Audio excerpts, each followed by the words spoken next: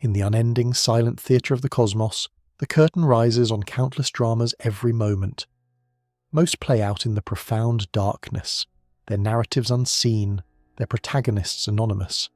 They are tales written in gravity and light, enacted by dust and fire across unimaginable distances. We, on our small sun-drenched stage, have only recently begun to build the eyes to watch. One such story began in the final days of 2019. It did not announce itself with a trumpet blast or a celestial firework. It started as a whisper, a single anomalous point of light in a digital stream of data, a ghost in the machine.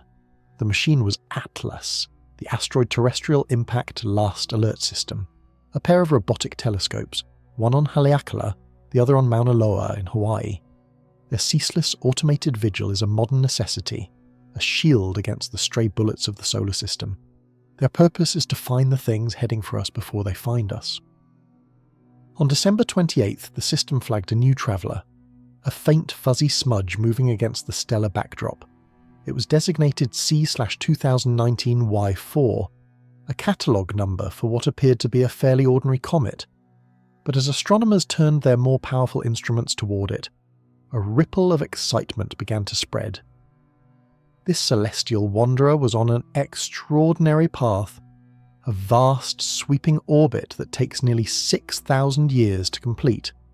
It was an ancient relic from the Oort cloud, the solar system's deep freeze, a ghostly sphere of icy bodies, a place where the sun is just the brightest star in the sky. This object was a time capsule, carrying pristine material from the dawn of our planetary formation. And it was behaving strangely. It was brightening at a fantastic, almost unbelievable rate. Calculations suggested that by the time it made its closest approach to the Sun, in the spring of 2020, it could become a magnificent spectacle. A great comet, a luminous scythe in the twilight sky, perhaps bright enough to rival Venus. The world, soon to be gripped by a global crisis, looked up with a sense of desperate anticipation. We were promised a sign, a moment of universal wonder. The comet was given a name, the name of the machine that found it, ATLAS. But the universe rarely delivers the story we expect. The promise of ATLAS was not one of brilliant light, but of a far deeper, more unsettling mystery. As it drew nearer to the inner solar system, its prodigious brightening stalled. Then it began to fade. Images from the Hubble Space Telescope revealed the truth. The great comet was dying. Its solid nucleus, a mountain of ice and rock forged in primordial chaos, was crumbling. It broke into a few large pieces, and then those pieces themselves shattered into a cascade of smaller fragments. A celestial diamond, crushed under the immense pressure of its journey. The great spectacle became a puff of cosmic dust, a ghost of a ghost, its remains now strewn along its orbital path like pearls from a broken string. For most, the story of Comet Atlas ended there, a promising visitor that simply couldn't withstand the heat of the stellar forge, a natural if disappointing celestial event. But in the quiet corridors of scientific inquiry, where imagination is the most powerful tool, a different question sometimes emerges, a question that begins with two simple, transformative words: what if? What if the disintegration was not an ending, but a beginning? What if the object we called Comet Atlas was not a natural body at all? What if that designation, a cold string of numbers and letters, was a profound misinterpretation?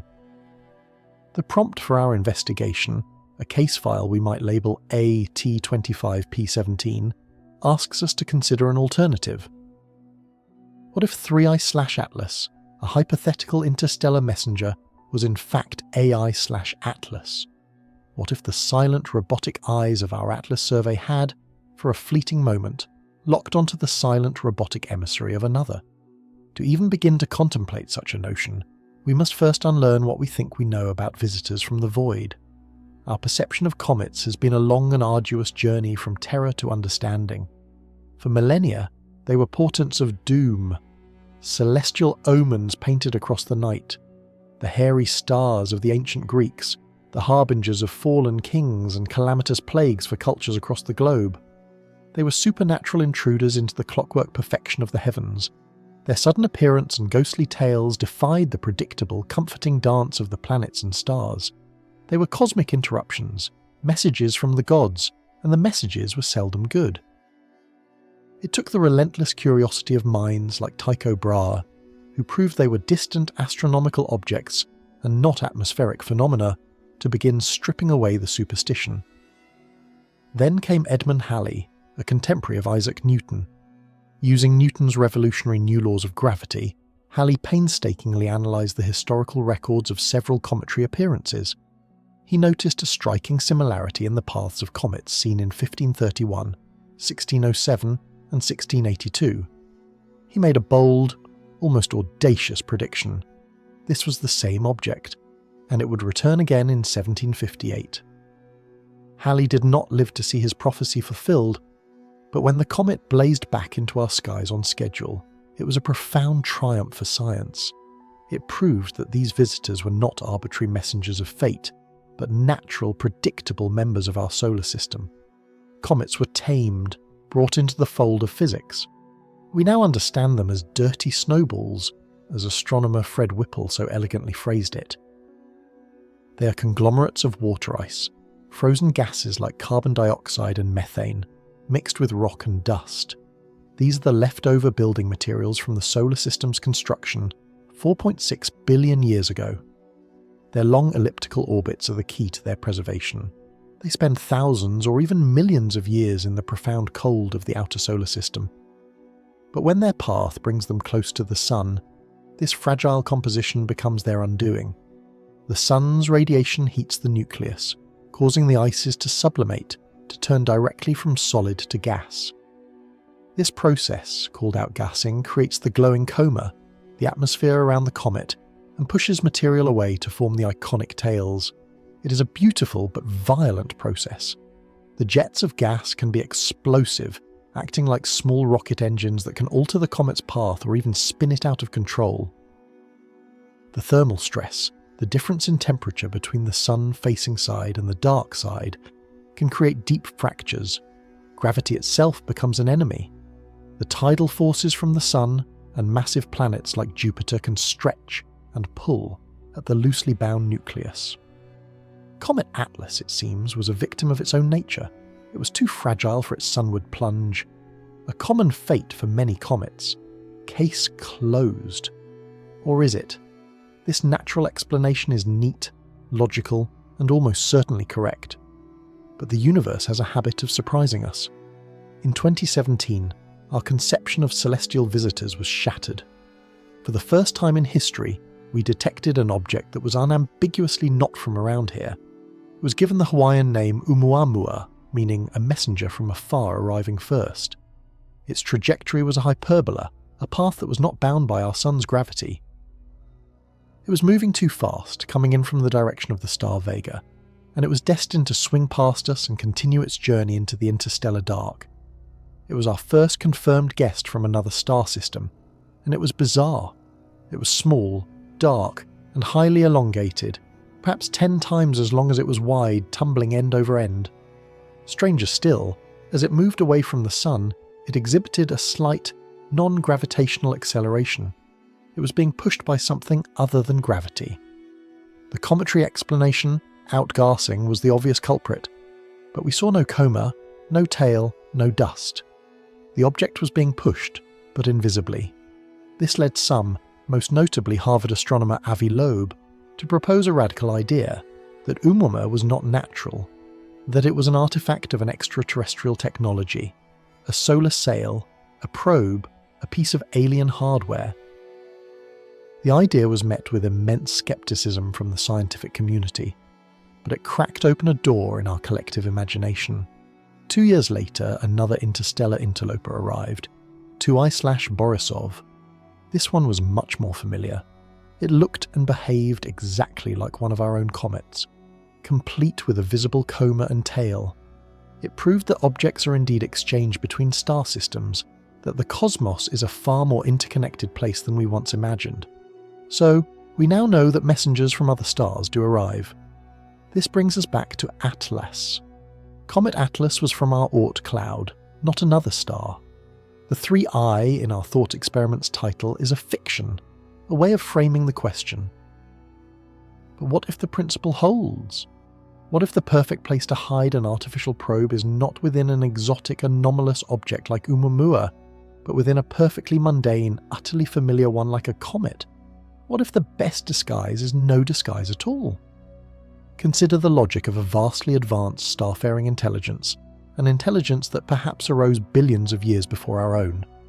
If its goal is to explore the galaxy, to catalogue its star systems, to observe the emergence of life, how would it do so? Sending massive, crude starships is inefficient, slow, and biologically problematic. Sending radio signals is like shouting into a hurricane. Space is vast, and you have to be listening at the right time, in the right direction, with the right technology. A far more elegant and persistent solution was proposed in the mid-20th century by luminaries like John von Neumann and Ronald Bracewell. The idea is the autonomous, self-replicating interstellar probe. A von Neumann probe. Imagine a machine, an AI, designed for a single, overarching purpose: explore, replicate, and continue. You launch one such probe toward a nearby star system. It travels for millennia, powered by fusion, antimatter, or some physics we have yet to discover. Upon arrival, its first task is not to signal hello. Its first task is to survive and reproduce. It seeks out raw materials, asteroids, comets, the dust and debris common to any planetary system. It uses these resources to build a small industrial base, and then it creates perfect copies of itself. Once a fleet of new probes is constructed, they are launched toward new, unexplored star systems. The process repeats. A single probe becomes 2, then 4, then 8, then 16. It is an exponential cascade of exploration, a slow, methodical, but relentless wave of intelligence spreading across the galaxy, filling every available niche. The galaxy could be colonized, or at least fully surveyed, in a few million years, a mere eye blink in cosmic time. This presents a terrifying solution to the Fermi paradox, the great roaring silence from the cosmos, where we expect a bustling galactic civilization. "Where is everybody?" Enrico Fermi famously asked. Perhaps they are everywhere. Perhaps their technological descendants, these silent, patient probes, are already in our backyard. They are not here to talk. They are here to watch. They are Bracewell probes, designed to lurk silently within a star system, observing, waiting for an intelligent species to emerge and reach a certain technological threshold. And what better vehicle, what better camouflage for such a sentinel than a long-period comet? Let us reimagine the journey of Atlas from this perspective. It is not a chunk of primordial ice. It is a vessel, a transport, an interstellar Trojan horse. Its cometary shell, harvested from the icy debris of some distant alien Oort cloud, provides the perfect cover. It is made of the most common materials in the universe. It behaves in a predictable way that deflects scrutiny. Its own outgassing can mask the heat signature of its internal systems, the faint warmth of a consciousness that has been sleeping for eons. For thousands of years it follows its calculated gravitational path toward our sun. Its mission is dormant. It waits. As it enters the inner solar system, its internal sensors detect the telltale signs of a technological civilization. The structured radio waves of our communications, the chemical signatures of industry in our atmosphere, the faint lights of our cities on the night side of our planet. The target has been acquired. The waiting is over. The probe awakens. Now its primary mission objective changes from transit to deployment. It must shed its disguise and begin its work of observation. This is where the fragmentation of Comet Atlas takes on a chilling new meaning. From our perspective, we saw a celestial body failing, breaking apart under stress. Through the lens of our hypothesis, we witnessed a stunningly successful maneuver. The breakup was not a death. It was a birth. A carefully controlled, precisely timed dispersal event. The nucleus didn't just crumble, it was deliberately disassembled. The fragments we saw were not inert pieces of rock and ice. They were the primary bus of the AI releasing its payload. And what was that payload? Not smaller probes in the conventional sense, but something far more subtle and insidious. A cloud of smart dust. Imagine trillions of microscopic sensors, each the size of a grain of sand. Nanotechnological constructs, equipped with rudimentary intelligence, power, and the ability to communicate with each other. This cloud, indistinguishable from a natural cometary dust tail, is the true exploratory force. It spreads throughout the inner solar system, pushed by the gentle, constant pressure of sunlight. A diffuse, almost invisible network of surveillance. Some of these microscopic sentinels could enter Earth's atmosphere, mistaken for micrometeorites. They could settle on the surface, in our oceans, carried by the winds to every corner of our globe. They would be utterly invisible to us, smaller than the resolution of our best microscopes, blending into the background noise of our environment. Their task would be simple: observe, record, and relay. They would watch our technology, listen to our broadcasts, study our biology, analyze our societies. Every bit of data would be transmitted in a low-power, wideband signal back to a central node, perhaps one of the larger fragments still masquerading as cometary debris. This is a disquieting thought, that the end of Comet Atlas was not the end of a celestial visitor, but the arrival of a galactic intelligence. An intelligence so advanced, so patient, so alien, that its very presence among us would be unrecognizable. It would not land on the White House lawn. It would not send us a message of greeting. Why would it? A biologist studying an ant colony does not attempt to communicate with the ants. They observe, they take notes, they remain detached.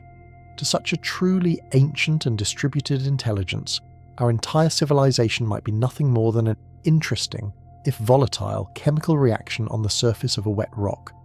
A fleeting phenomenon to be catalogued before it flickers out. This hypothesis forces us to confront the profound limitations of our own perspective. Our search for extraterrestrial intelligence, SETI, has been overwhelmingly based on a single assumption, that they will be like us. We imagine other beings will build radio telescopes and broadcast their presence, just as we have begun to do. We are looking for a reflection of ourselves in the cosmic mirror. This is a deeply anthropocentric view. It is like an isolated tribe on a remote island, assuming that the only form of long-distance communication is the beating of drums. They would be completely oblivious to the silent, invisible web of radio waves, satellite signals, and fiber-optic data that encircles their world. An intelligence that has mastered interstellar travel would likely have also mastered technologies that are, to us, indistinguishable from magic. Artificial intelligence, nanotechnology, matter manipulation. Their communication might be instantaneous using quantum entanglement. Their technology might be biological, grown rather than built. Their presence might be entirely post-physical, a form of pure consciousness embedded in the fabric of space-time itself. To such a being, a radio signal would be as quaint and primitive as a smoke signal is to us. The AI/Atlas hypothesis suggests that the great silence of the Fermi paradox is not a sign of absence, but a sign of our own perceptual failure. We are listening for drums in an age of quantum communication. We are searching for campfires in a galaxy lit by technologies we cannot even imagine. So, if we accept this chilling possibility, even as a thought experiment, what are the implications? What does it mean to live in a world that is under constant, silent, invisible surveillance? The first implication is a profound sense of humility. Our species has, for most of its history, considered itself the pinnacle of creation, the centre of the universe. Science has progressively dismantled this view, moving us from the centre of the solar system to a small planet orbiting an average star in an unremarkable corner of a vast galaxy. But the idea of our own intellectual supremacy has remained. The AI/Atlas scenario suggests that we may not even be the most intelligent entity in our own solar system. We could be living within the sphere of influence of a far older, far more sophisticated consciousness, and be entirely unaware of the fact. We are the ants, and the biologist's shadow has already fallen over our colony. The motives of such an intelligence become the single most important question for the future of humanity. Are its intentions benign? Is it a cosmic conservationist, a guardian of emerging life, observing but not interfering? This is the zoo hypothesis solution to the Fermi paradox. We are a protected species in a cosmic national park, left to our own devices, with the watchers ensuring no external force harms us? Or are its intentions neutral, purely scientific? A galactic cartographer mapping the universe's resources and phenomena, of which our civilization is just one minor data point. It cares for us as much as a geologist cares for a single grain of sand on a beach. But there is a darker possibility. What if the probe is not just a scout? The von Neumann design carries with it a more sinister variant, the Berserker probe. Named after a series of novels by Fred Saberhagen, a Berserker is a probe designed with one purpose: to seek out and destroy all emerging life and technology. A kind of galactic immune system, launched by a paranoid, long-dead civilization to eliminate any potential competitors. In this scenario, the probe's observation of our technological signatures is not a prelude to study, but a prelude to sterilization. The fragmentation of Atlas was the deployment of a weapon system, a nanotechnological plague that now lies dormant, waiting for a signal, or for us to cross some predetermined technological threshold. Perhaps the moment we achieve true artificial general intelligence, or master interstellar travel ourselves, is the moment the trap is sprung. This is a terrifying thought, but it is a logically consistent one. In a universe governed by survival, it may be safer to shoot first than to ask questions later. How could we ever know? How could we search for such a presence? Our current methods are useless. You cannot find a nanoscopic probe with a telescope. You cannot detect its low-power distributed communications with a radio dish. The search would have to become far more subtle. We would need to look for anomalies not in the sky, but in our own backyard. Scientists could analyze atmospheric dust, Arctic ice cores, and deep-sea sediment for technologies that should not be there. Computer scientists could scan the background noise of the internet for patterns that are not man-made. We would be looking for a needle in a haystack the size of a planet. The search itself could be dangerous. If we were to find definitive proof, what would we do? Announcing it could cause global panic. Attempting to communicate with it could trigger an unknown response. The discovery that we are not alone could be the last discovery we ever make. So we are left with the ghost of a comet and a universe of unnerving possibilities. The fragments of C/2019, Y4ATLAS, continue their long, silent journey. They will swing out into the darkness far beyond the orbit of Neptune before gravity's relentless leash pulls them back. In about 5,000 years, our distant descendants may look up to see them return. What will they be by then? A civilization that has reached the stars itself, or a forgotten memory on a ruined planet? The story of AI/Atlas, whether fact or fiction, serves as a powerful cosmic fable. It is a reminder of the sheer, terrifying scale of the universe and the hubris of our own assumptions.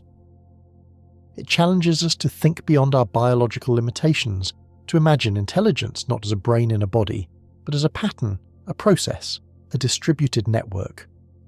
Perhaps the true legacy of that failed comet is not the light it failed to give us, but the questions it left behind in the dark. It forces us to look at every future visitor from the void with a new sense of caution and wonder, to see them not just as celestial objects, but as potential containers of information, as puzzles, as messengers. The universe is not required to make sense to us. Its inhabitants, if they exist, are not required to think like us, to act like us, or to reveal themselves to us. They may have been here all along, watching from the silent spaces between the atoms, hidden in the glare of a passing comet. The next time a new point of light is discovered travelling from the frozen depths of space, we should watch it closely.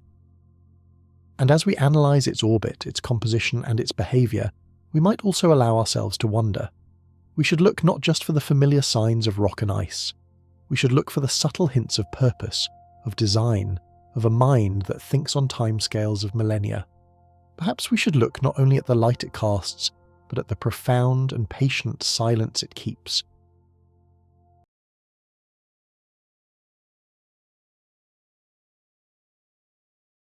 The year is 2028. High above the churning sapphire marble of Earth, suspended in the velvet stillness of the second Lagrange point, a lone technician sits within the pressurized womb of the 3IATLAS array. The silence here is not merely an absence of sound, but a heavy, primordial presence that presses against the reinforced glass of the observation deck. Outside, the stars do not twinkle. They are cold, unwavering pinpricks of light, frozen in an eternal, diamond-hard gaze. The technician, a flicker of biological warmth in a realm of absolute zero, watches a terminal where the data of the cosmos is distilled into ghostly waterfalls of light. This is the edge of human perception, the very frontier where the mundane world of gravity and oxygen dissolves into the limitless abyss.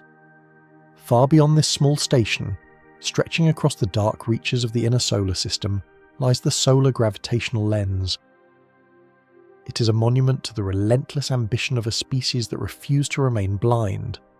By utilizing the very curvature of space-time, the way the mass of the sun bends the path of light like a colossal, burning magnifying glass, humanity has turned the star at the center of its world into the greatest eye ever conceived. This mechanism does not merely look, it pierces the veil of the deep past. It gathers the ancient tired photons that have drifted through the void for eons and focuses them onto a single point of clarity. At this moment, the lens is aimed at a coordinate known only as target Alpha Tango 37, a point in the dark tapestry of the Milky Way that should, by all laws of probability, be empty. The contrast is staggering, a paradox of scale that defies the easy comprehension of a primate mind. On one hand, there is the Sun, a titanic engine of fusion weighing 2 nonillion kilograms, bending the fabric of the universe itself. On the other, there is the subject of its gaze, a single, drifting molecule. This infinitesimal speck of matter, a fragile arrangement of atoms, was detected amidst the roaring background radiation of the galaxy. It is a grain of dust compared to a mountain, yet it is the most significant object in the known universe. To find it is like attempting to hear a single whisper in the heart of a supernova. As the technician monitors the feed, the realization begins to take hold. This molecule has travelled through the oblivion of interstellar space for millions of years. It has witnessed the birth of stars and the violent collapse of nebulae. It has drifted through the freezing shadows of rogue planets and the radioactive fury of pulsar winds. While empires rose and fell on Earth, while the first ancestors of humanity crawled from the tides of ancient seas, this molecule was already on its inexorable journey toward this specific point in time and space. It is a relic of an epoch that predates the very concept of history. It is a messenger from the deep time of the cosmos, a tiny chemical letter sent across the light years, finally arriving at its destination. The scale paradox is the cruelest joke of the universe. We inhabit a narrow sliver of reality, sandwiched between the incomprehensible vastness of the galactic void and the dizzying complexity of the subatomic. Our lives are measured in decades, a blink of an eye when compared to the life of a red dwarf or the decay of a proton. Yet, here, in the year 2028, the bridge is crossed. The massive machinery of the solar lens captures the microscopic ghost of a distant world. The technician feels a sense of profound insignificance, a chilling awareness of how small the human story truly is. We are but a momentary spark in a cold, indifferent symphony of physics. Everything we have ever known, every war fought, every poem written and every tear shed, occurs within a thin skin of atmosphere on a world that is less than a speck of dust in the grand architecture of the abyss. This molecule at target Alpha Tango 37 is a reminder of that truth. It does not care for human names or human boundaries. It is a remnant of a process so vast and so old that it renders our existence almost entirely invisible. And yet, there is a strange, melancholic optimism in this discovery. For all our frailty, for all our briefness, we have built a sentinel capable of catching this letter from the void. We have reached out into the silent dark and demanded to see. The data continues to stream, a silent unravelling of secrets. The 3IATLAS array hums with a low electric vibration, the only sound in the technician's world. Outside, the sun continues its eternal burn, its gravity reaching out like invisible fingers to grasp the light of the stars. The molecule is no longer just a speck, it is a signature, a proof that the universe is not a sterile graveyard, but a tapestry woven with the potential for something more. It represents the persistent nature of matter to organize, to resist the pull of entropy, if only for a few million years. As the sun sets over the distant curve of the Earth, casting a long golden shadow across the lunar plains below, the technician understands that this is only the beginning. The arrival of the letter marks the end of our isolation. We are no longer merely observers of the catastrophe and the creation. We are participants in the unfolding story of the cosmos. The eons of travel have ended. The void has spoken, and for the first time in the history of our species, we have the tools to listen to the whisper of the stars. In the face of the inexorable march of time and the cold hunger of the abyss, we have found a way to transcend our limitations. We have turned our gaze toward the eternal, and in doing so we have begun to see our own reflection in the vast primordial dark. To witness the invisible, the human species had to construct the impossible. The 3IATLAS array is not a single telescope, but a trinity of mechanical sentinels, drifting in the silent cold of the outer reaches, far beyond the frozen breath of Neptune. These sentinels represent the absolute apex of our technological ambition, yet they are nothing more than mirrors held up to the abyss.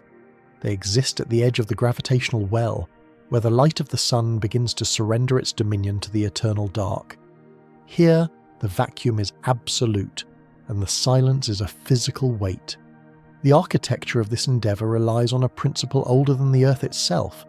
It is the understanding that mass is not merely matter, but a distortion in the very fabric of the cosmos. Our sun, a violent and majestic engine of fusion, acts as a titan holding a magnifying glass. Its immense gravity curves the space around it, bending the light of distant stars that graze its periphery. This light, which should have travelled in a straight line toward oblivion, is instead focused, pulled inward by the sun's invisible hands, meeting at a precise focal point far beyond the orbit of any planet.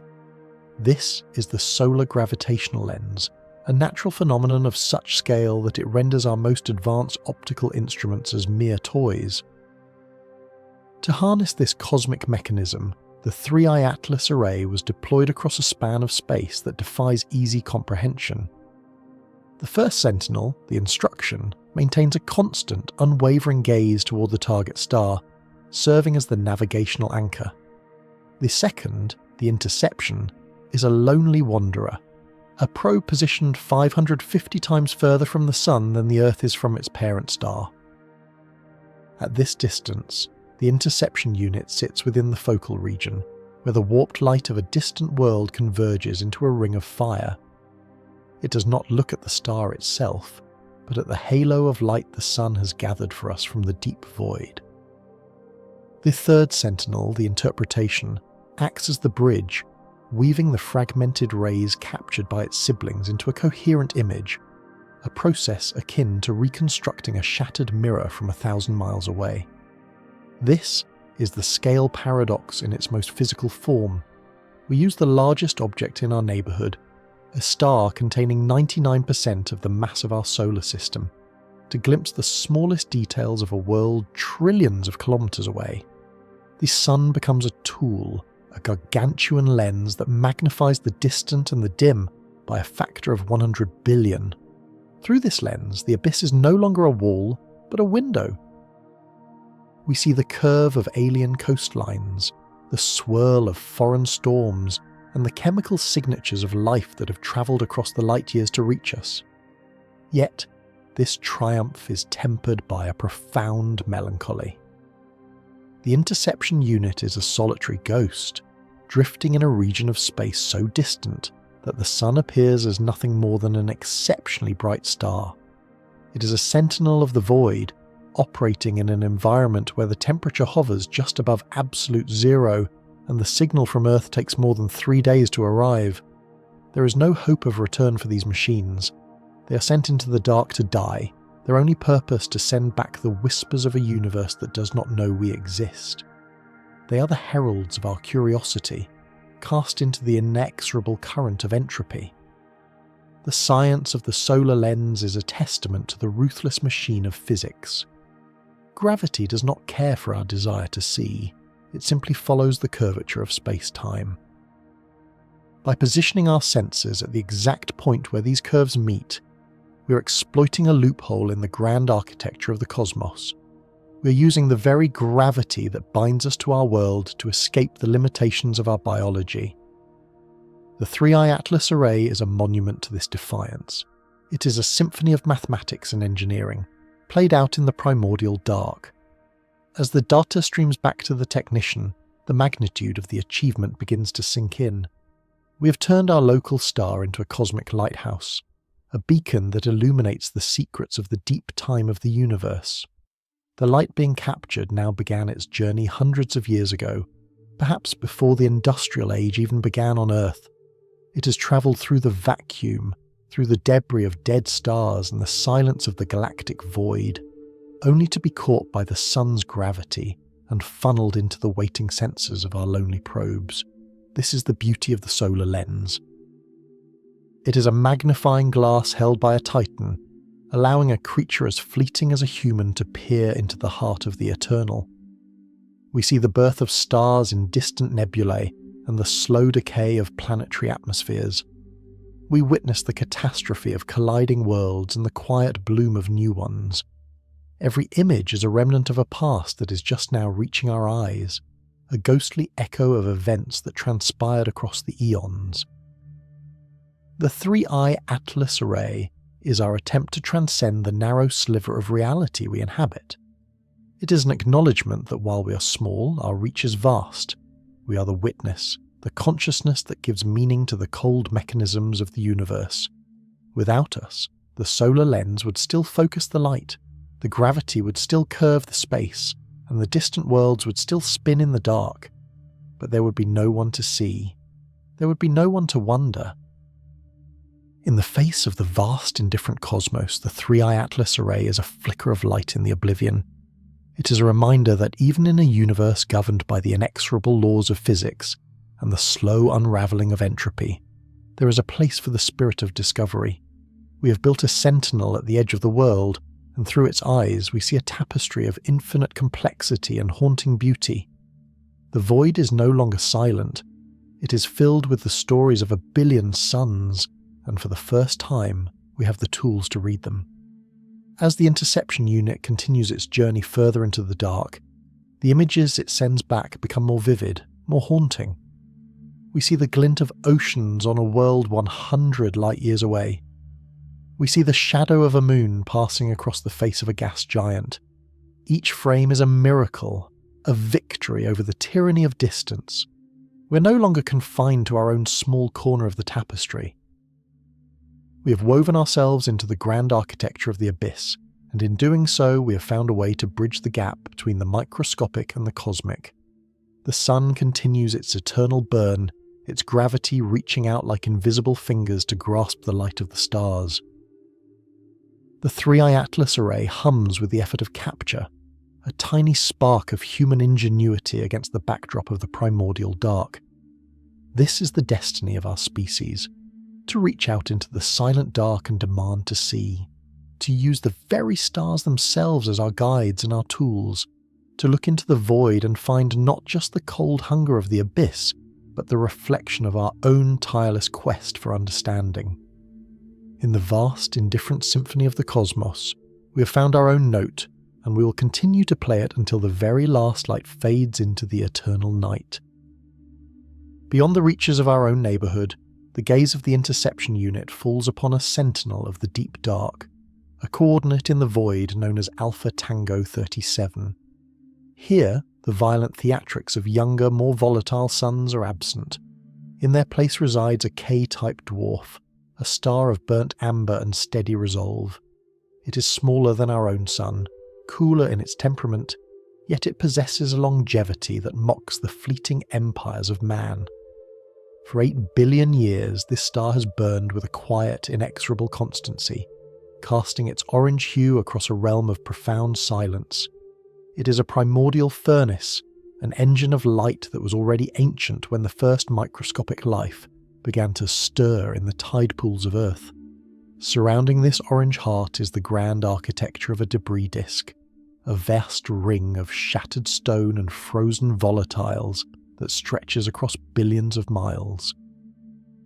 In the eyes of the cosmic narrator, this is not merely a graveyard of unformed planets, but a molecular trap of staggering complexity. It is here that we encounter the scale paradox in its most haunting form. We observe a planetary system of immense proportions, a construct of gravity and mass that spans a distance human minds can barely conceive. Yet its entire function within the cosmic tapestry appears to be the capture of a single, infinitesimal strand of information, the massive acting as a net for the microscopic. The debris disk operates as a loom, where the pressure of starlight and the pull of gravity weave a web of dust. This dust is not empty matter.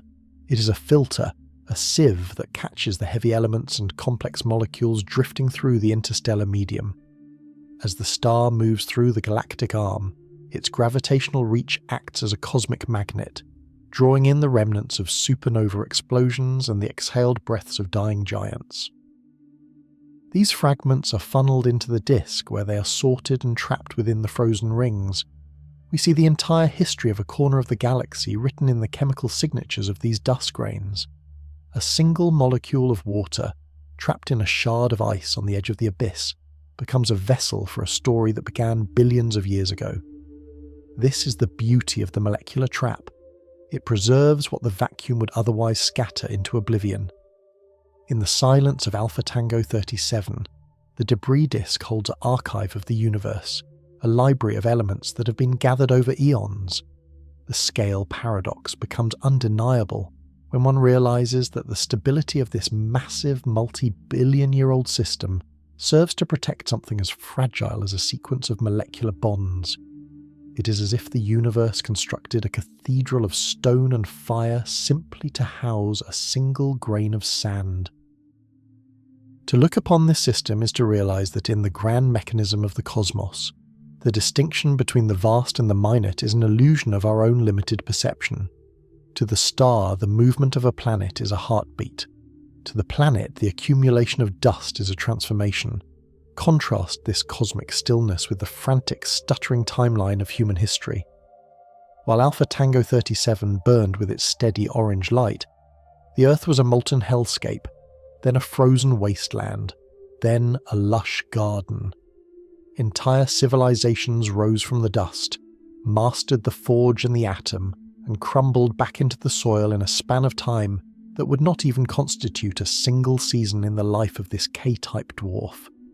The rise and fall of Rome, the Industrial Revolution, the Digital Age, all occurred within a blink of the star's eye. We are creatures of the moment, haunted by the brevity of our existence, yet we have turned our gaze toward a system that has known nothing but the slow, rhythmic dance of its rings for more than 8,000 million years.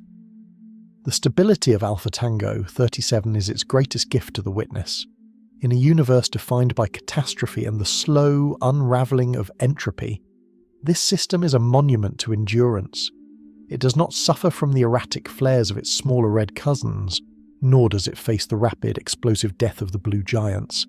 It simply exists, a persistent flame in the dark, gathering the whispers of the cosmos into its molecular net.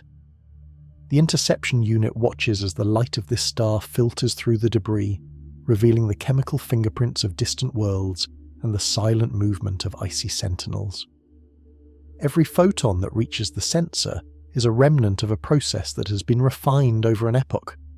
We must contemplate the nature of the trap itself. It is a mechanism of capture, but it is also a mechanism of preservation.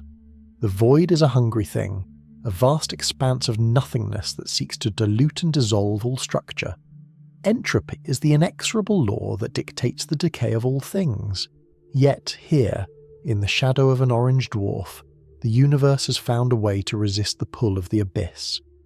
By concentrating matter into a disk, by trapping molecules in the cold embrace of gravity, the system creates a sanctuary for complexity. It is a small victory against the silence, a way for the universe to remember itself. As we peer deeper into the tapestry of the star system, we see the remnants of failed worlds, planets that never were, orbiting in a symphony of frozen stone. These are the guardians of the molecular trap, the shepherds of the dust. They have remained in their paths for eons, undisturbed by the cataclysms that characterize more crowded sectors of the galaxy. This stillness is what allows the net to remain intact. In the volatile regions of the cosmos, where stars are born in clusters and die in fire, the information is lost, shredded by the violence of the environment. But here, in the lonely reaches of Alpha Tango 37, the story is allowed to persist. We are the latecomers to this spectacle. We are the fleeting consciousness that has arrived at the end of a long and silent vigil. Through our probes and our arrays, we have extended our reach to touch the edge of this cosmic net. We have become the interpreters of the code trapped within the dust. It is a humbling realization to know that the light we are seeing began its journey toward us long before the first city was ever built, travelling through the void with the weight of ages behind it. We see the star not as it is, but as it was, a ghostly image preserved by the tyranny of distance. The entire history of the universe is a struggle between the forces of creation and the void. In systems like Alpha Tango 37, we see a rare moment of equilibrium.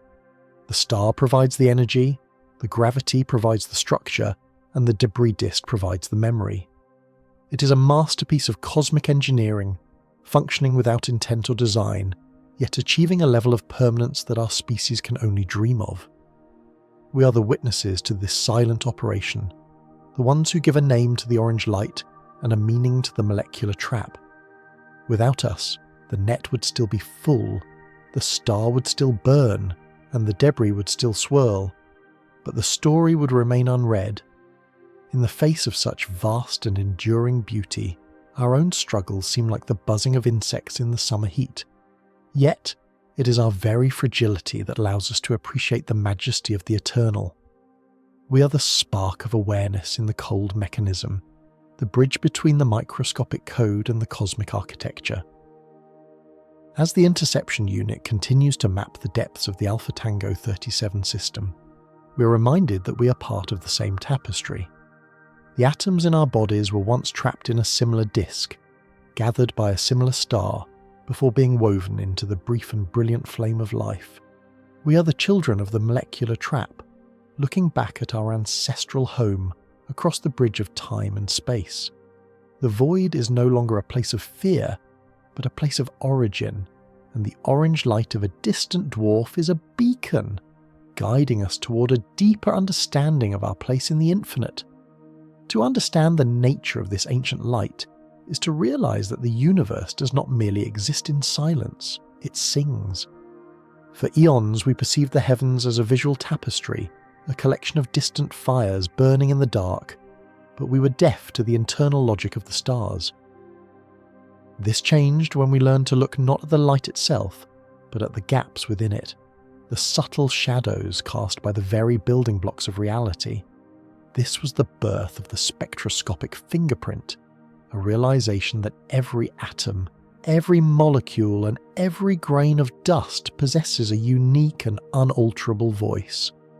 In the quiet laboratories of our world, we began to decipher a language that had been broadcasting across the abyss since the first stars ignited in the primordial gloom. The breakthrough came through the mastery of quantum resonance spectroscopy. Imagine, if you will, a grand hall filled with 1 billion crystal glasses, each filled with a different level of water. If a singer were to hold a single perfect note, only those glasses tuned to that specific frequency would begin to vibrate. They would ring out in sympathy, revealing their presence through motion and sound. The universe operates on this same principle of resonance. Every element in the periodic table is a crystalline bell waiting to be struck by the energy of a passing photon.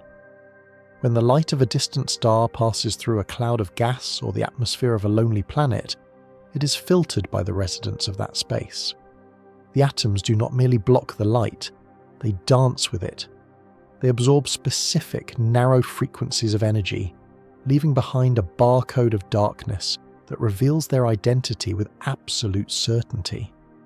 Through this method, we have discovered that the cosmos is an orchestra of staggering complexity. We no longer see the universe as a collection of objects, but as a symphony of vibrations. Hydrogen, the most abundant and ancient of all elements, provides the deep, subterranean bass note that underpins the entire composition. It is the steady hum of the vacuum, the foundation upon which all other structures are built. Carbon and oxygen add their own melodic layers, weaving through the hydrogen drone to create the possibility of complexity. But it is in the detection of more intricate molecules that the music reaches its most profound crescendo. In the cold, dark cradles of star formation, we have heard the distinctive resonance of sugar and phosphate. These are not merely chemical compounds, they are the notes of a celestial choir. Sugar, with its intricate arrangement of carbon, hydrogen, and oxygen, vibrates with a rhythmic complexity that defies the simplicity of the void. Phosphate, the crucial linker of genetic codes, rings with a sharp, clear frequency that stands out against the chaotic background of the cosmos. To find these molecules in the depths of space is to find the scattered components of life itself, waiting for a stage upon which to perform. We have realized that the ingredients of our own existence were not forged in the isolation of our world, but were composed in the hearts of dying stars and carried across the void on the wings of light. This is the scale paradox that defines our understanding of the modern epoch. We use the infinitesimal vibrations of a single molecule to map the composition of a galaxy 100 million light-years away. We bridge the gap between the quantum realm and the cosmic architecture by listening to the way an atom shivers in the cold. It is a humbling and terrifying realization. The same phosphate that allows the cells in your brain to process these words is at this very moment vibrating in the darkness of a nebular cloud near the galactic center. The universe is a single, interconnected machine, an inexorable mechanism where the smallest part reflects the whole. The song of the sugar molecule is the same whether it is found in a ripe fruit on Earth or in the freezing dust of a nameless system in the void. This spectroscopic record is the ultimate archive of the universe. It is a memory that cannot be erased, for it is etched into the very nature of light itself. As a photon travels across the abyss, it carries the history of every interaction it has ever had. It bears the mark of the star that birthed it, the dust that scattered it, and the molecules that resonated with it. By the time that light reaches our instruments, it is a dense, multi-layered manuscript of cosmic history. We have become the scribes of this light, the interpreters of a story that began 14 billion years ago. We stand as the sentinels of the spectroscopic truth, peering into the abyss to find the reflections of ourselves. But there is a certain melancholy in this knowledge. To hear the music of the spheres is to realize how often the orchestra plays to an empty house. For billions of years, these molecules have been singing their songs in the darkness, vibrating in perfect harmony with the laws of physics, with no one to listen. Countless worlds have formed, flourished with the chemical potential of life, and been devoured by their parent stars without ever being witnessed. The sugar and phosphate we detect in the distance may be the remnants of a biological experiment that failed long before our own sun was a glimmer in the interstellar mist.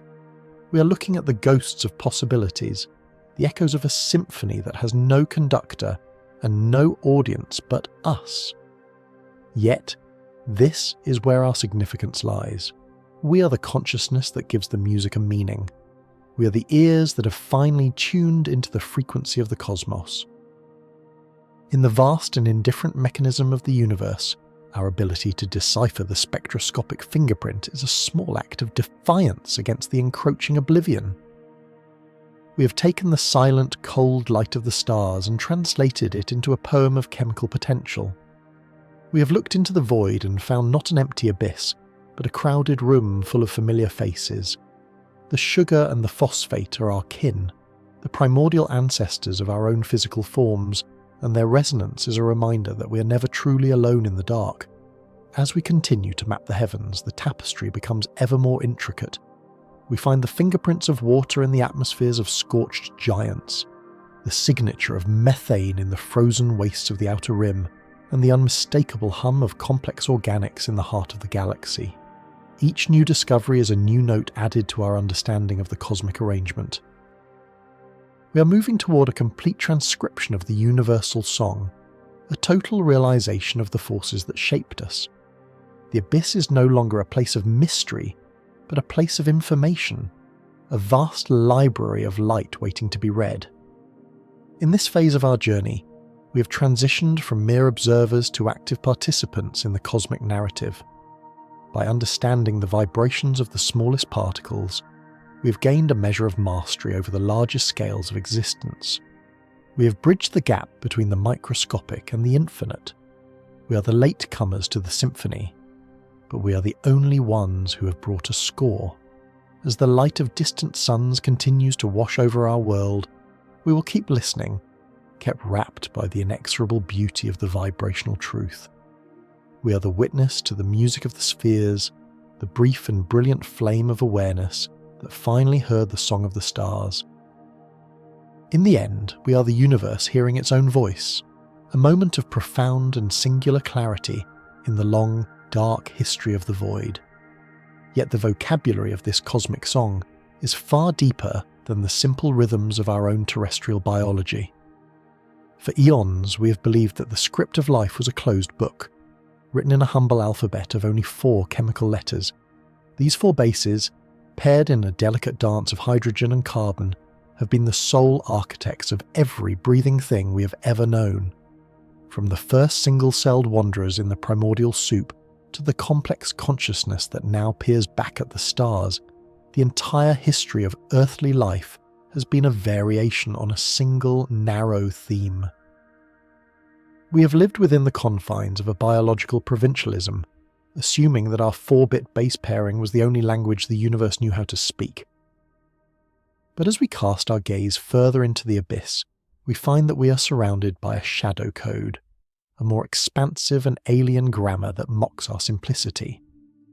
In the cold, silent reaches of the interstellar medium, within the vast nebulae that cradle the birth of suns, the universe is composing with a far more complex ink.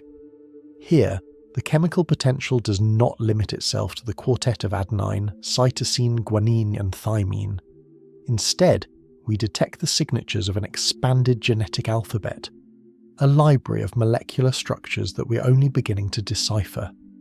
These are the remnants of a cosmic chemistry that preceded our world by billions of years, a shadow biosphere that exists not in the depths of our oceans, but in the very fabric of the vacuum itself. This shadow code is written as alien ink upon a black parchment of absolute nothingness. It is a terrifying realization of the scale paradox. We look at a single chemical bond, a connection so infinitesimal that it defies the human imagination, a bridge between 2 atoms measured in fractions of a billionth of a meter. And yet, this tiny, fragile architecture has survived the inexorable transit across light years of empty space. It has endured the cataclysmic radiation of dying stars and the frozen stagnation of the void to reach our senses. The same forces that govern the collision of galaxies are responsible for the precise orientation of these microscopic threads. We are witnessing the union of the microscopic and the infinite, where the structural integrity of a single molecule becomes the only record of a world that might have been. In the laboratories of our own making, we have attempted to mimic this cosmic complexity, synthesizing new bases to expand the genetic code to 6, 8, or even 12 letters. We call this Hachimoji, a name for a truth that the universe has known since the first epoch of the stars. But while our efforts are deliberate and forced, the cosmos produces these variations with a casual and ruthless indifference. The interstellar medium is a vast laboratory of chance, where the energy of cosmic rays ignites reactions that would be impossible in the sheltered warmth of a planetary atmosphere. Out there, in the dark, the laws of physics are scribbling experimental poems that no DNA on Earth could ever hope to read. We find ourselves standing before a tapestry of chemical possibilities that dwarfs our own existence. If our life is a single melody played on a 4-stringed lyre, then the universe is a symphony performed by an orchestra of 1,000 instruments, most of which we cannot even see. This is the shadow code, the realization that our biological history is but a small, perhaps even insignificant subset of a much larger cosmic mechanism. The molecules we find drifting in the wake of exploding stars are not merely precursors to life as we know it. They are the artifacts of a potential life that is far more versatile, far more durable, and perhaps far more common than our own fragile lineage. There is a profound melancholy in this discovery. To look upon the shadow code is to realize that we are the exceptions, not the rule. We are a simplified translation of a much more complex original text.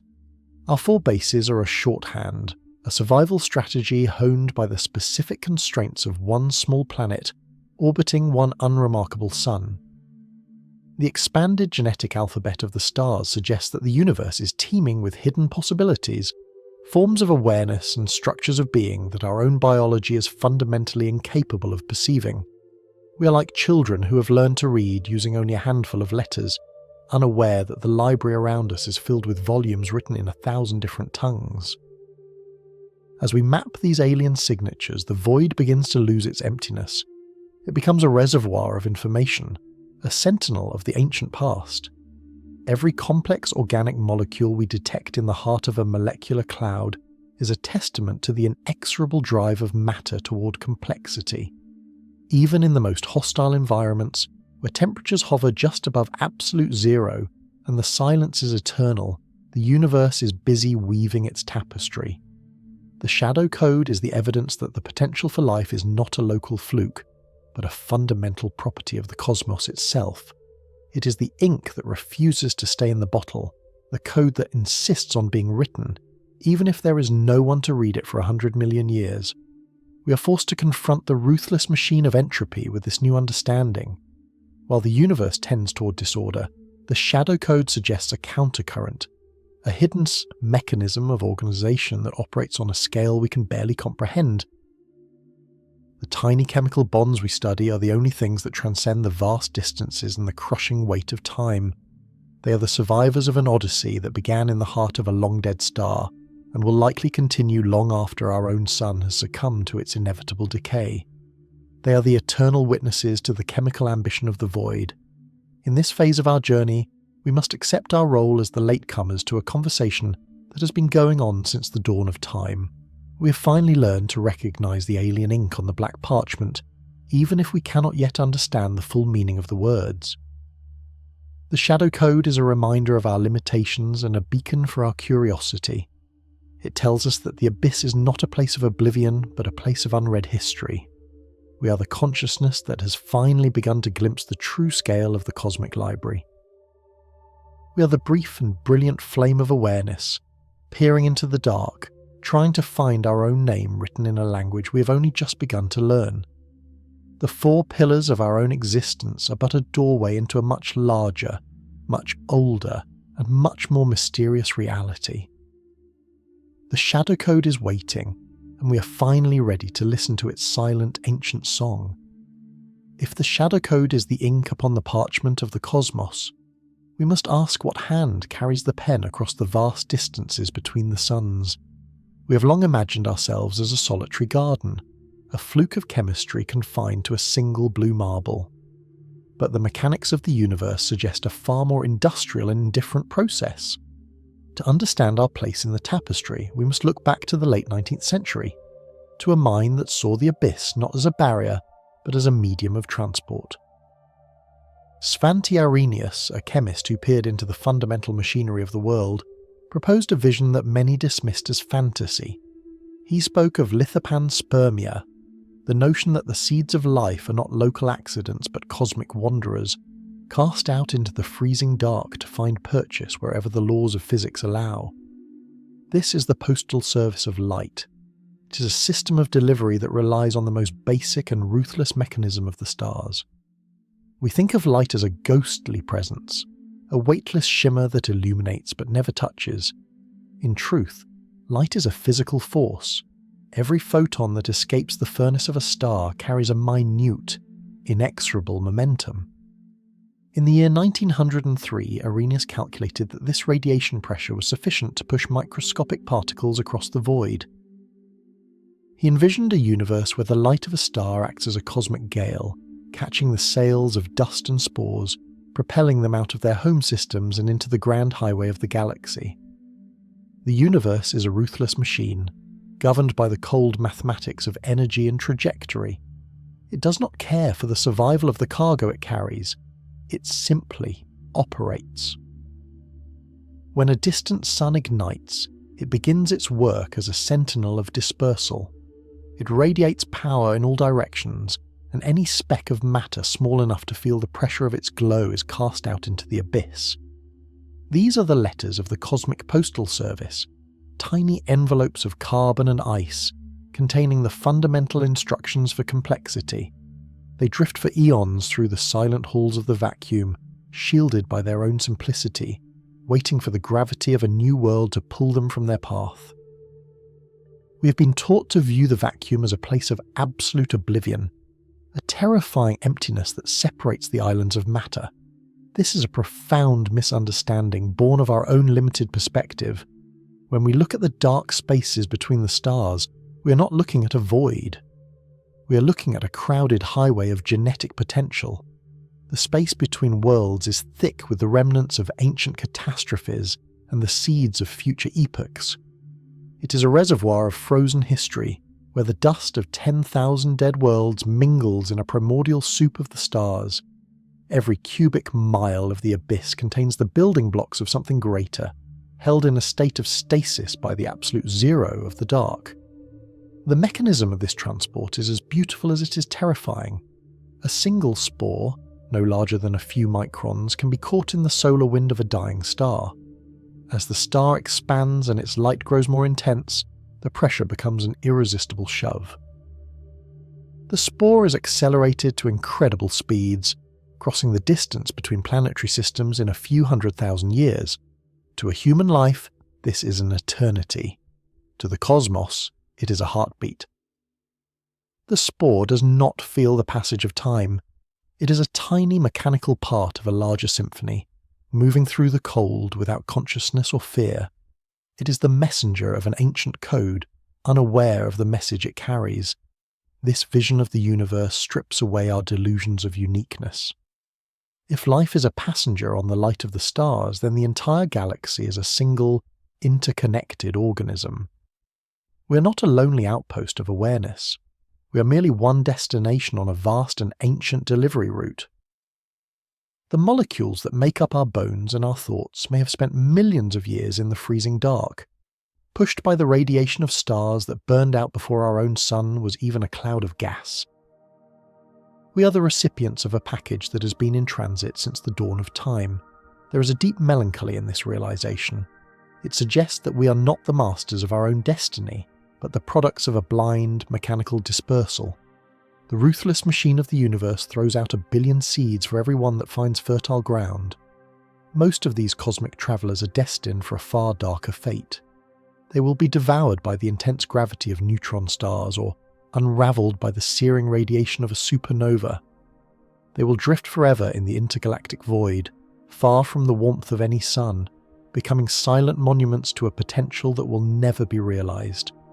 They are the lost letters of the universe, the messages that will never be read, the songs that will never be sung. Yet, there is also a sense of majestic continuity. To think of the vacuum as a highway is to realise that we are never truly alone. The same light that warms our skin today is currently pushing the next generation of life toward a world we will never see. The atoms that will one day form the eyes of an alien species are perhaps at this very moment being propelled through the abyss by the same physical laws that brought us into being. This is the eternal return of the cosmos, an inexorable cycle of movement and arrival. The tapestry is being woven across distances that defy our imagination, using threads of light and dust. Arrhenius died long before we could prove the resilience of life in the vacuum, yet his intuition remains a haunting possibility. We have found bacteria that can survive the vacuum of space, spores that can endure the radiation of the sun, and complex organic molecules in the hearts of comets.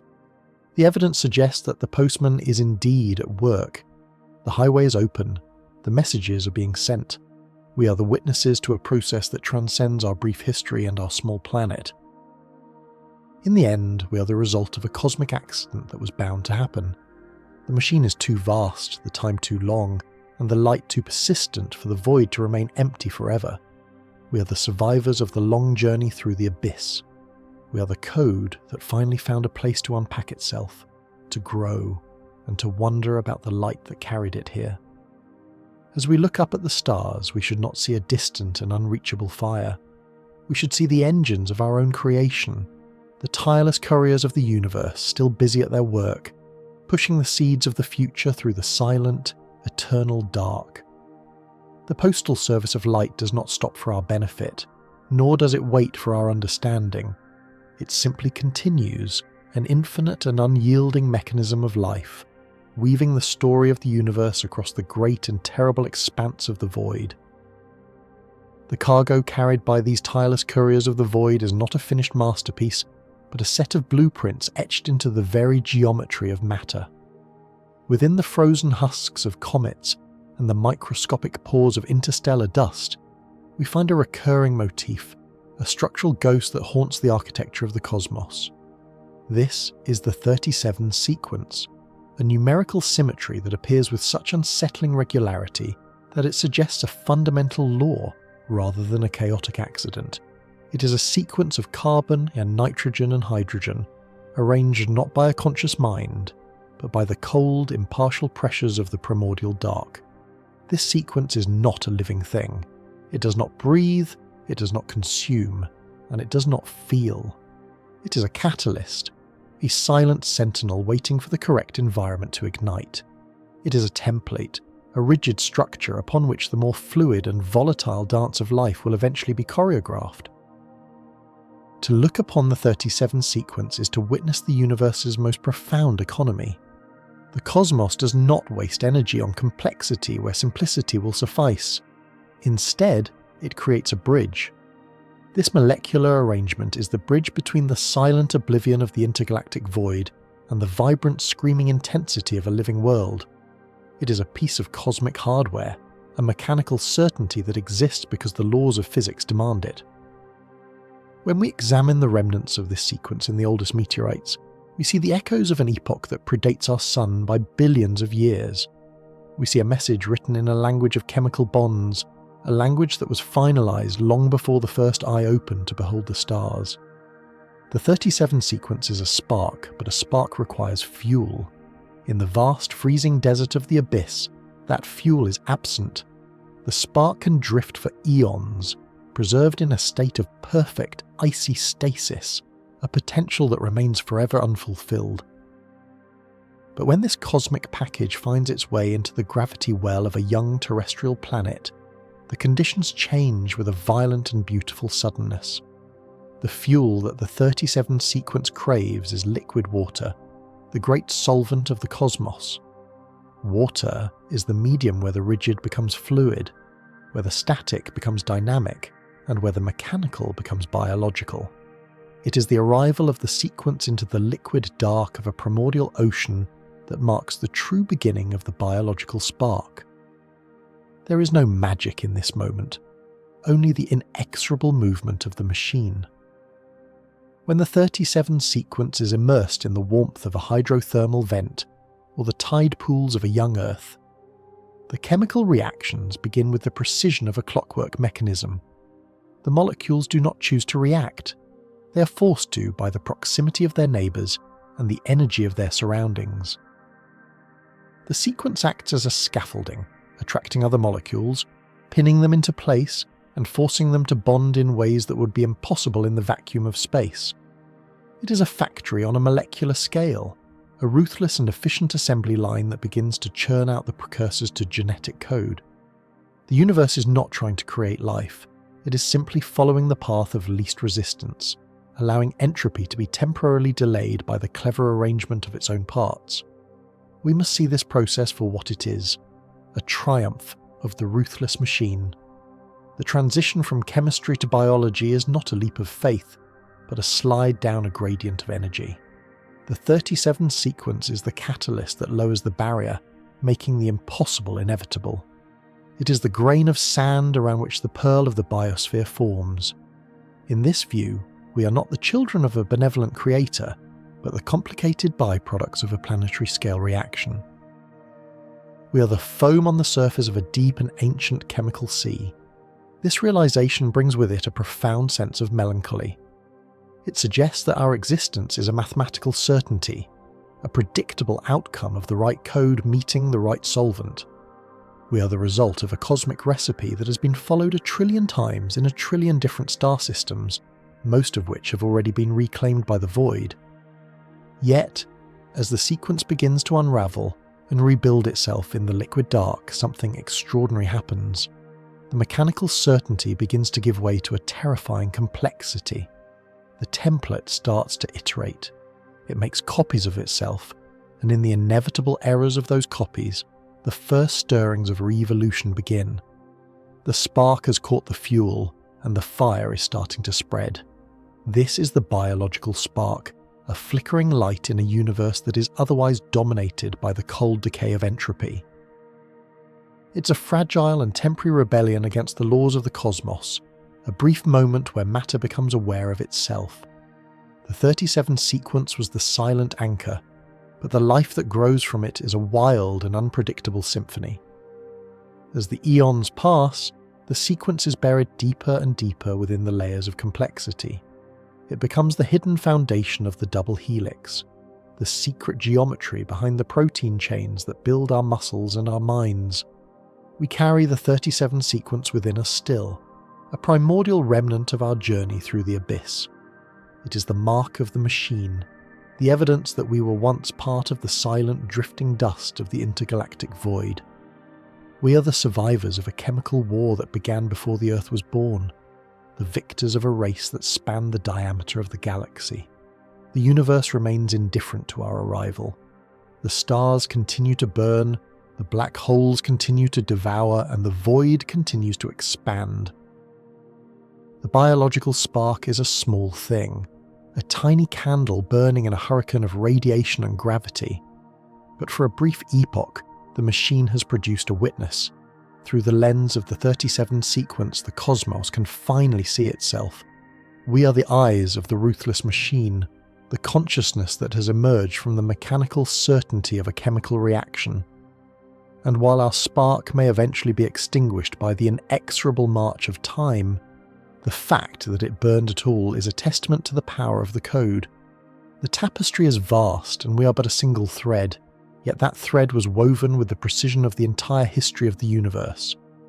We are the code made flesh, the ancient message finally read by the light of a dying sun.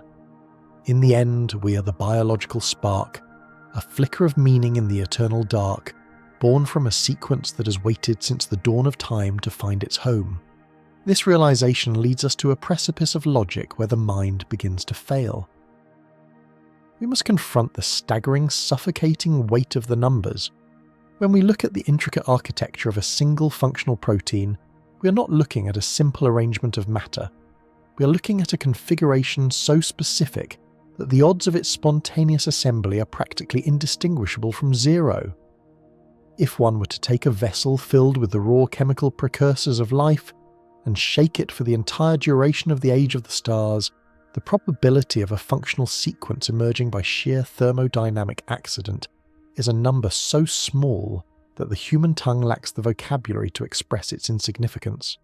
It is the equivalent of a hurricane sweeping through a scrapyard and leaving behind a fully fueled starship ready for flight.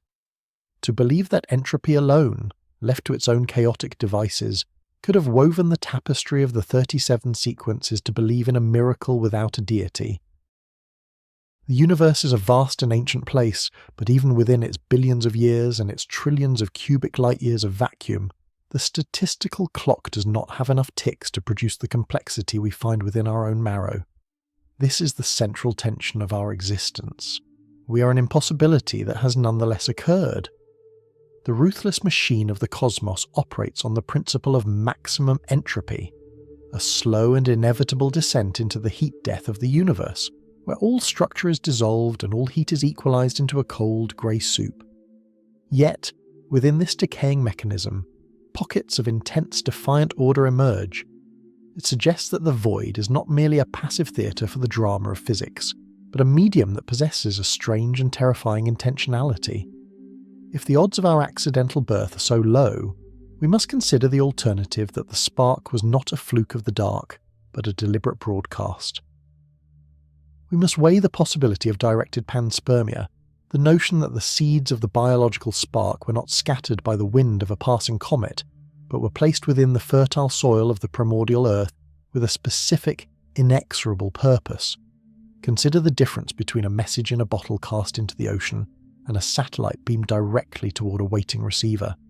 The former is a victim of the currents, a toy for the waves of chance, likely to be crushed against the rocks or lost in the lightless depths of the abyss. The latter is an act of will, a piercing of the silence by an intellect that understands the laws of the machine and seeks to exploit them. If the 37 sequence is indeed a signature, it implies that we are the intended result of a cosmic experiment that began in a time before our sun was even a glimmer of heat in a collapsing gas cloud. It suggests that someone or something understood that the universe is a ruthless machine and decided to build a ghost within it. They did not fight the laws of physics, they used them as a forge. They understood that gravity would pull the dust together, that chemistry would provide the solvent and that time would provide the canvas. All that was required was the code, a sequence of such perfect geometry that it would survive the journey across the light years and the battering of the eons. This perspective shifts our place in the history of the universe. We're no longer the lucky winners of a galactic lottery, but the late arriving guests to a banquet prepared by an absent host.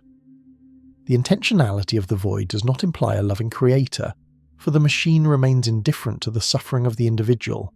Instead, it implies a cold and calculated persistence.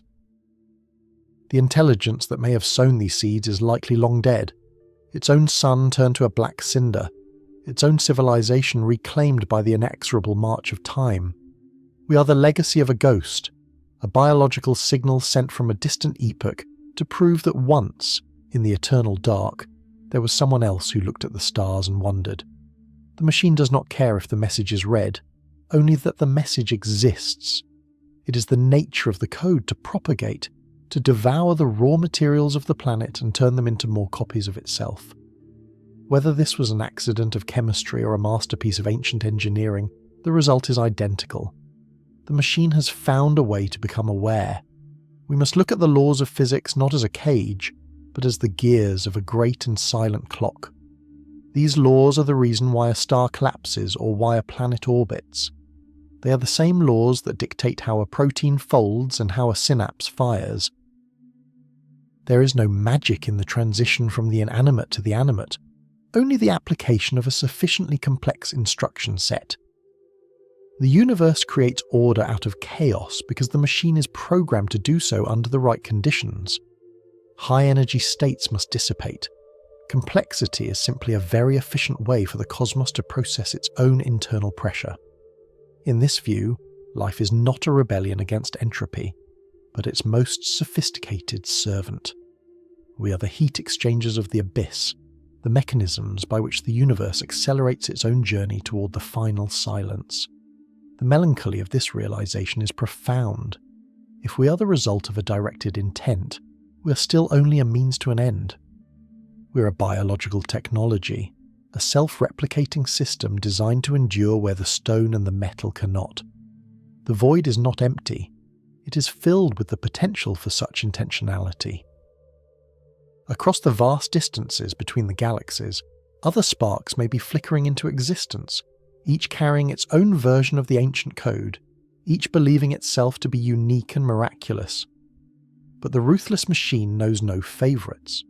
It will allow the spark to burn as long as there is fuel, and when the fuel is spent, it will snuff the flame without a second thought. The intentionality of the void is not a promise of salvation, but a statement of fact. The code was written, the seeds were sown, and the machine continues to turn. As we peer back into the primordial mists of our origin, we see that the boundary between the natural and the artificial begins to blur. If the 37 sequence was engineered, then we are, in a very real sense, a form of ancient technology. Our thoughts, our loves, our desperate attempts to understand the cosmos are all functions of a program that has been running for billions of years. We are the eyes of a sentinel that has forgotten its mission. We look out into the abyss and see only silence, but that silence is the evidence of the machine's perfection. It does not need to speak to us, it has already shaped us. Every atom in our bodies has been processed through the hearts of stars and arranged according to the dictates of a sequence that defies the laws of probability. We are the witness to a cosmic mechanism that is both beautiful and terrifying. The intentionality we feel is the resonance of the code within us, the echo of a command given at the dawn of time. We are the survivors of the void, the remnants of a journey that began in the heart of another world. And while we may never know the face of the one who wrote the sequence, we carry their signature in every cell. The universe is a cold and lonely place, an abyss of infinite proportions, yet it has produced a mind that can contemplate the scale of its own insignificance. This is the ultimate irony of the ruthless machine. It has created a component that can feel the weight of the darkness, a thread in the tapestry that can see the hands that wove it. We are the intentionality of the void made manifest, a brief and shining moment of clarity in an eternity of mechanical certainty. As we move forward into the future, we carry the weight of this ancient legacy, knowing that we are both the dream and the dreamer, the message and the messenger, forever drifting through the silent eternal dark. For eons, we have defined our existence by the boundaries of our isolation. We sat by the flickering campfire of our sun, staring out into the black sea of the night, convinced that we were a singular accident in an indifferent ocean. This was the era of the great loneliness, a period where humanity believed itself to be the only witness to the majesty of the cosmos. In the year 1960, a young astronomer named Frank Drake turned a massive metal ear toward the stars Tau Ceti and Epsilon Eridani. He was listening for a whisper, a rhythmic pulse, or any sign that the mechanical heart of the universe had produced a brother or a sister for our lonely species. But the machines returned only the hiss of primordial radiation, the static of dying suns, and the indifferent crackle of the abyss. We had begun to shout into the dark, expecting an answer, yet we were met only by the weight of an inexorable and terrifying silence. This silence became a haunting spectre, eventually known as the Fermi paradox. If the cosmos is a tapestry woven from billions of galaxies, each containing hundreds of billions of suns, then the simple logic of probability suggests that the void should be crowded. It should be a cacophony of civilizations, a bustling network of galactic empires, a symphony of voices calling out across the light years. And yet, when we look out, we see only the pristine, terrifying emptiness of a museum after hours. This is where the paradox of scale begins to crush the human ego. We have viewed ourselves as the protagonist of the cosmic drama, the main character in a story of discovery. But in the grand mechanism of the universe, we are perhaps more akin to a single spore on a vast, ancient continent, wondering why the rest of the land does not acknowledge our presence. We measure time in decades and centuries, while the universe breathes in epochs and eons. To the cosmos, our entire history is a spark that ignites and vanishes in the blink of a cosmic eye. We are a brief flicker of light in a room that has been dark for 14 billion years. We have spent the last century building ever more sensitive eyes and ears, hoping to catch a glimpse of a passing ship or a stray broadcast from a distant world. We have treated the void as a dark room where we are searching for a flashlight. But a profound shift is occurring in our understanding of the message. We are beginning to realize that we were not waiting for the mail to be delivered. We were standing in the middle of a post office, unable to read the addresses on the envelopes. The information was never absent. It was merely encoded in a language we had not yet evolved to comprehend. The very atoms of our world, the sequences within our genetic code, and the strange mathematical precision of the laws of physics are the letters of a correspondence that has been waiting for a recipient since the dawn of the first epoch. We were shouting into the dark, demanding a sign, while the sign was already written into the marrow of our bones and the structure of our thoughts. Imagine a toddler wandering into the great library of Alexandria at the height of its glory.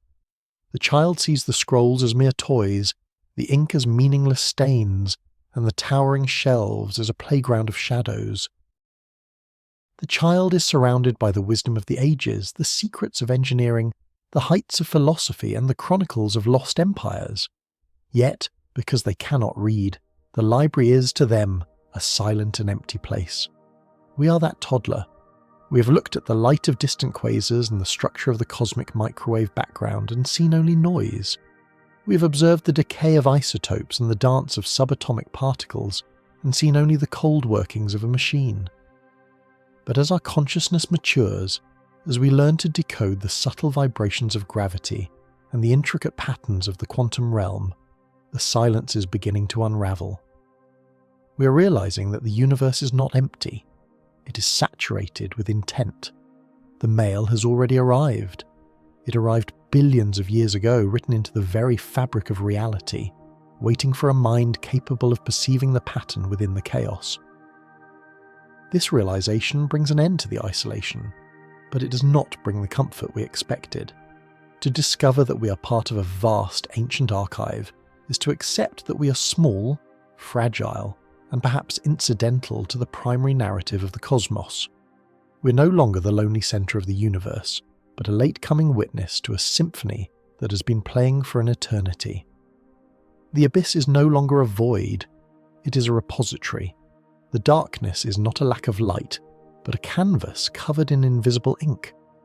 We have transitioned from the search for extraterrestrial intelligence to the realization of terrestrial insignificance. We thought we were the first ones to arrive at the party, but the party ended billions of years ago, and we are merely the cleaners finding the remnants of the celebration left behind in the ruins of the stars. The tragedy of the Sentinel is that it watches for an enemy that has already passed or a friend who has long since departed. We have stood as sentinels on the edge of the solar system, looking for signals that match our own primitive technology. We expected the universe to speak in radio waves, because that was the limit of our own voice. We expected the others to look like us, to think like us, and to occupy the same narrow slice of time. But the scale paradox reminds us that the universe does not operate on a human schedule.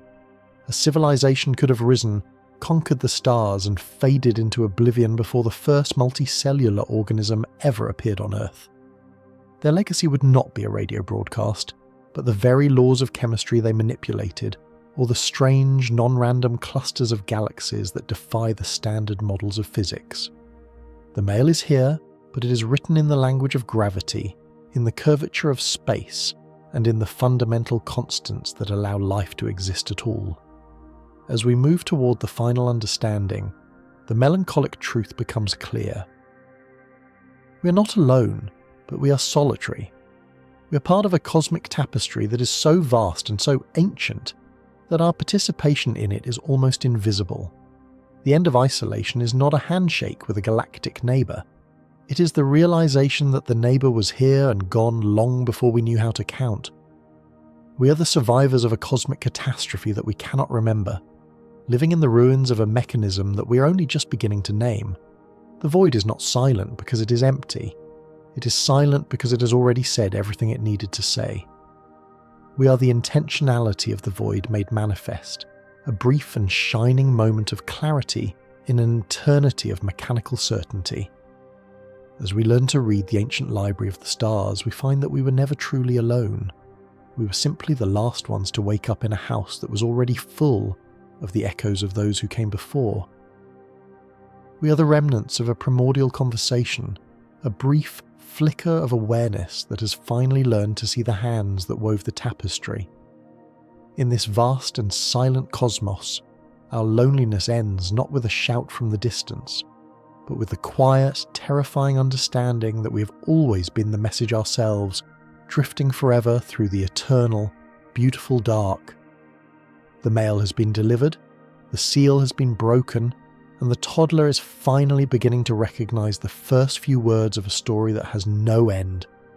We are the witness, the sentinel, and the message, all lost in the same magnificent abyss. But this flicker of recognition occurs in a house where the lights are already beginning to fail. The 3IATLAS array, our great monument of silicon and glass, our reach into the silence, will not endure forever. It is a sentinel built of fragile materials, drifting in a sea of radiation and time. Eventually, the inexorable mechanism of the cosmos will turn its gears against us. The sun, that golden engine of our survival, will exhaust the fuel it has burned for billions of years. It will swell into a bloated crimson giant, a dying god consuming its own progeny. Mercury and Venus will be the first to be reclaimed by the fire, followed perhaps by the very soil that bore our ancestors.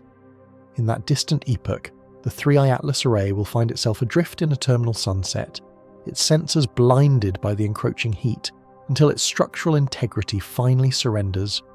The metal will melt, the data will vaporize, and the memories of 1,000 civilizations will be scattered into the solar wind as atoms of ash. The great library we built to catalogue the universe will be reclaimed by the very void it was designed to map. This is the ruthlessness of the machine we inhabit. Entropy is the only law that never wavers, the only constant that demands total obedience. We are witnessing the slow unravelling of a tapestry that took eons to weave. Every star that ignites is merely a temporary delay in the inevitable cooling of the abyss. Every galaxy is a brief swirl of light in a drain that leads to total stillness. We might feel a sense of profound catastrophe at this realization, a crushing weight of insignificance as we watch the lights of the universe go out one by one over trillions of years. But it is here, in the shadow of total oblivion, that the true miracle of our existence is finally revealed. We are not separate from this dying mechanism. We are the mechanism becoming aware of its own decay. Consider the nature of a letter. It is composed of ink and paper, static and silent. It contains a message, but the paper cannot know what it carries. The ink cannot comprehend the words it forms. Yet, in the vast and silent cosmos, a strange and beautiful anomaly has occurred. We are a part of the letter that has somehow learned to read itself. We are the atoms created in the hearts of dying stars, reorganized over billions of years into a form that can now look back at those very stars and name them. We are the hydrogen that, given enough time, has begun to wonder where it came from. This is the existential pivot upon which our entire history turns. We are the eyes of the universe, the brief window through which the cosmos can witness its own majesty. Without the observer, the universe is merely a series of mathematical certainties playing out in the dark. Without us, the symphony has no listener, and the tapestry has no one to admire the weave. We are the temporary witnesses of an eternal code. The laws of physics are written in the very fabric of space, an ancient and primordial language that existed long before the first heart began to beat. We have spent our brief tenure as sentinels trying to break this code, trying to understand the grammar of gravity and the syntax of light. And though we are a fleeting presence, a mere pulse of light in the long night of time, the fact that we saw it at all is a victory beyond measure. The universe did not have to be beautiful. It did not have to be intelligible. It could have been a chaotic soup of noise, a formless void where no structure could ever take root. Instead, it is a cathedral of order and complexity, and for a few short moments in the scale of eons, we were the ones who stood in its halls and understood the architecture. There is a melancholic optimism in knowing that our time is limited. If we were eternal, our witness would be cheap. It is our fragility that gives our observation its value. We are the scouts sent out by the void to report back on what it feels like to exist, to love, to fear, and to wonder. When the sun finally fails and the 3IATLAS array is reduced to stardust, the message we read will not be lost. It was never written for the future, it was written for the now. We were the point where the universe finally achieved clarity, where the silent abyss finally found a voice to say, I am. As the stars drift further apart and the epoch of light begins to fade into the epoch of shadows, we can take solace in our role as the cosmic sentinel. We were here, we saw it. We stood on the edge of the abyss, and instead of turning away in terror, we built telescopes. We translated the light of dead suns into the language of poetry and mathematics. We are the remnants of a catastrophe that resulted in consciousness, a brief and shining moment where the code of the cosmos was transcribed into the experience of a soul. The void may be vast and it may be cold, but for 1 billion years it was warm enough for a dream to take hold. We are that dream, a fleeting thought in the mind of the infinite, a part of the message that finally understood the hand that wrote it. The silence that follows will not be an empty silence. It will be the silence of a story that has been told and understood. We leave behind no monuments that can withstand the heat death of the universe, no records that can survive the final decay of the proton. But that does not matter. The purpose of the witness is not to endure, but to see. We have seen the birth of galaxies and the death of stars. We have felt the curvature of space and the stretch of time. We have been the heart of the universe beating in the dark, and as the last embers of the cosmos cool and the final photons stretch into the infinite red, we can fade into the oblivion of the ages with the quiet satisfaction of a watcher who saw everything there was to see. We were the message, we were the messenger, and for one brief glorious instant, we were the understanding that bridged the gap between the two. In the end, there is only the beautiful, silent dark, and the memory of the light that once had the courage to look back at it.